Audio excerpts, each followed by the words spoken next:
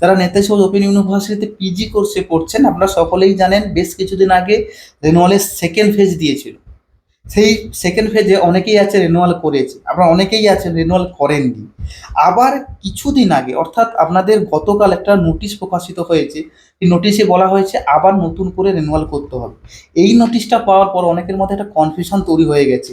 এইটা আমি শুধু বলছি পিজি কোর্সের জন্য নয়, এটা ইউজি কোর্সের ক্ষেত্রে সেমভাবে নোটিশ কিছুদিন পর আসবে। অর্থাৎ কিছুদিন পর সেকেন্ড ফেজে ব্যাকেটে ইউজি লেখা থাকবে, সেকেন্ড ফেজে রেনুয়াল নোটিশ দেবে।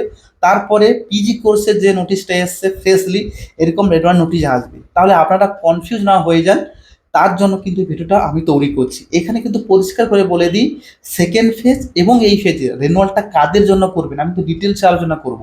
এই রেনুয়ালটা যদি অনেকেই না করেন তাহলে সেক্ষেত্রে অনেকের প্রবলেম হতে পারে, কিংবা অনেকের প্রবলেম না হতে পারে।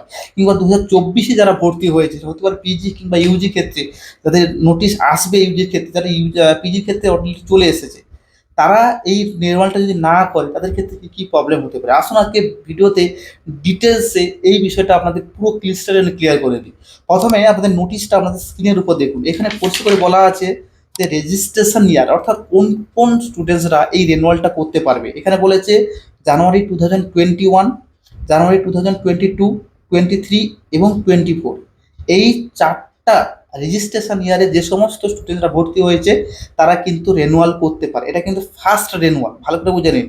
গতবার যেটা লেখা ছিল সেটা হচ্ছে সেকেন্ড রেনুয়াল, এটা কিন্তু ফার্স্ট রেনুয়াল। আমি কিন্তু পুরো ডিটেলসে বলে দেবো ফার্স্ট কি আর সেকেন্ড কি, এটা না করলে কি হয় ভালো করে শুনে নিন। তার ইউজি কোর্সে প্লাস পিজি কোর্সে সবার জন্য কিন্তু এই নোটিশটা খুবই ভাইটাল, এবং এরকম নোটিশ কিন্তু আবার আসবে। এখানে ফার্স্ট রেনুয়ালের ক্ষেত্রে দেখুন লেখা আছে এলিজিবল। যদি কেউ 2021 সালে যারা রেজিস্ট্রেশন ইয়ারে ভর্তি হয়েছে জানুয়ারিতে, তারা যদি না করে থাকে তারা কিন্তু এলিজিবল করতে পারবে। জানুয়ারি 2022 যারা ভর্তি হয়েছে তারা যদি না করে থাকে তারা করতে পারবে এলিজেবল।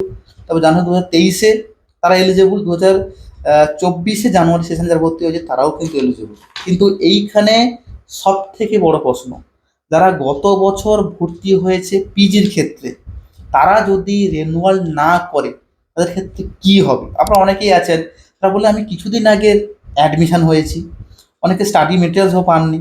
তার পাশাপাশি অনেকে আবার কি বলেছে পরীক্ষা তো হয়নি, অ্যাসাইনমেন্ট হয়নি, এর মধ্যে আপনাকে আবার রিনিউয়াল করতে হবে। এইখানে আমি একটু বলে রাখি, যারা 2024 ভর্তি হয়েছিলেন, যদি আপনারা এই রিনিউয়ালটা না করে থাকেন তাহলে কিন্তু কোনো প্রবলেম হবে না। অর্থাৎ এই রিনিউয়াল যদি আপনারা না করে থাকেন তাহলে কিন্তু আপনারা অ্যাসাইনমেন্ট এবং ফাইনাল এক্সাম দিতে পারবেন।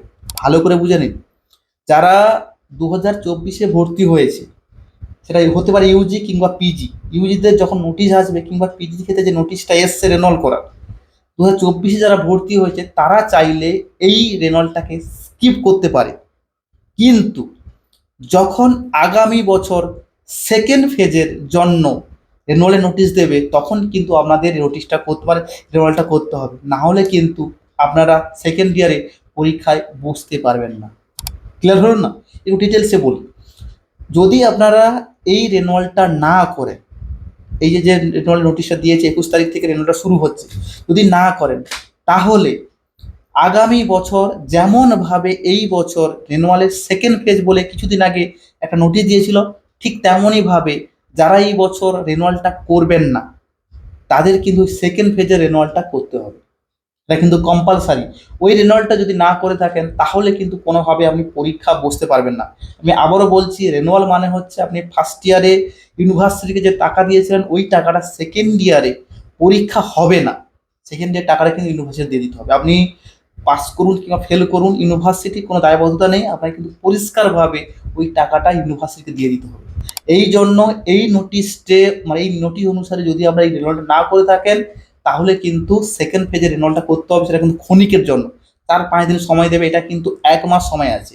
যদি আপনারা আমাকে বলেন যে আমার সাজেশন নেন, আমি বলবো এই রেনুয়ালটা আপনারা অবশ্যই ভাবে করে নিন, স্কিপ করবেন না। আপনারা বলবেন কারণটা কি, কারণটা হচ্ছে এটাই, এই রেনুয়ালটা মিস করলে পরবর্তীকালে যখন রেনুয়াল নোটিশ দেবে, বাই চান্স আপনারা কোনো জায়গায় ব্যস্ত থাকলেন, যা করতে পারলেন না, তাহলে কিন্তু একটা ইয়ার আপনার ল্যাপস হয়ে যাবে।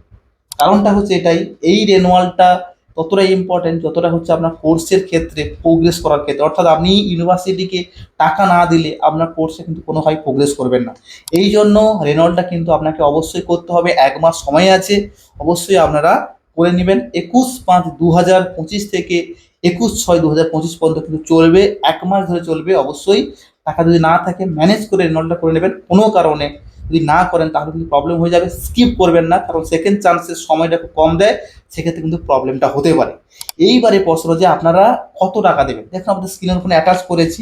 এখানে বলেছে যারা আর্টসের সাবজেক্ট পড়েছে, যেমন Bengali, English language, teaching, history, pol science, public administration, economic, education, MCom, এদের ক্ষেত্রে কিন্তু 4,400 টাকা পড়বে। শুধু 4,400 দিলে হবে না, 600 টাকা একটা স্টুডেন্টশিপ রেনুয়াল এর সঙ্গে কিন্তু ইনক্লুড করা হবে।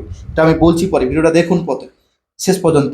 এমএসসি ম্যাথমেটিক্স এবং মাস্টার অফ সোশ্যাল ওয়ার্ক এমএসডব্লিউর ক্ষেত্রে 5,800 টাকা লাগছে। সায়েন্স কোর্সে যারা জিওগ্রাফি এবং জুলজি নিয়ে পড়বে তাদের ক্ষেত্রে 8,600 টাকা লাগছে। জার্নালিজম বা মাস কমিউনিকেশনে পড়লে 13,600 টাকা লাগছে। স্টুডেন্টশিপ ফিজ, এমব্লিশ এবং অ্যাপ্লিকেবল আদার কোর্সেস 600 টাকা। এখানে বলে রাখি, স্টুডেন্টশিপ রেনুয়ালের ক্ষেত্রে কিন্তু 600 টাকা আপনাকে দিতে হবে। এইবারে আমাদের প্রশ্ন যে আমি রেনুয়ালটা করব, কিন্তু স্টুডেন্টশিপ রেনুয়ালটা কি বলে দিই। যদি কোনো সাবজেক্টে আপনি ফেল করে যান, তাহলে কিন্তু ওই সাবজেক্টটা যদি আপনি পরীক্ষা দিতে চাইছেন, তাহলে কিন্তু ইউনিভার্সিটিকে আপনাকে আগে থেকে স্টুডেন্টশিপ রেনুয়ালে 600 টাকা দিয়ে রাখতে হবে।